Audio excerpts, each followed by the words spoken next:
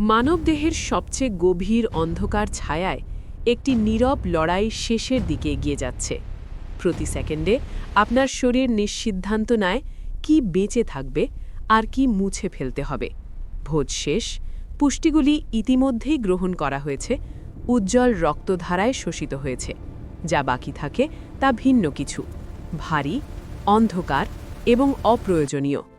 অন্ত্রের ভেতরে বর্জ্য তার শেষ যাত্রা শুরু করে, একটি ঘন, ধীর গতির মাস একটি জীবন্ত সুড়ঙ্গের ভেতর দিয়ে ভেসে চলে, যা কখনোই ঘুমোয় না।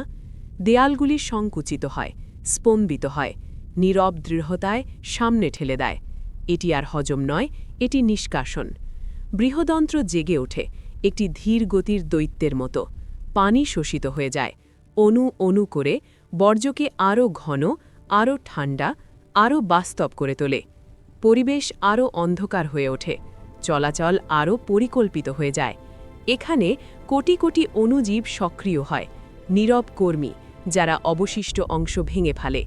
তারা আপনার জন্য চিন্তা করে না, তারা শুধু প্রক্রিয়ার জন্য কাজ করে। সময় দীর্ঘ হয়, ঘণ্টা পেরিয়ে যায়, তবুও শরীর এগিয়ে চলতে থাকে। এই যাত্রার শেষে রয়েছে একটি দ্বার, মলদ্বার, একটি ধারক কক্ষ, একটি সিদ্ধান্তের মুহূর্ত। চাপ বাড়তে শুরু করে, সংকেত ছুটে যায় স্নায়ুতন্ত্রের ভেতর দিয়ে, তীক্ষ্ণ এবং অস্বীকারহীন। আপনার মস্তিষ্ক সতর্ক হয়, কিছু একটা করতেই হবে।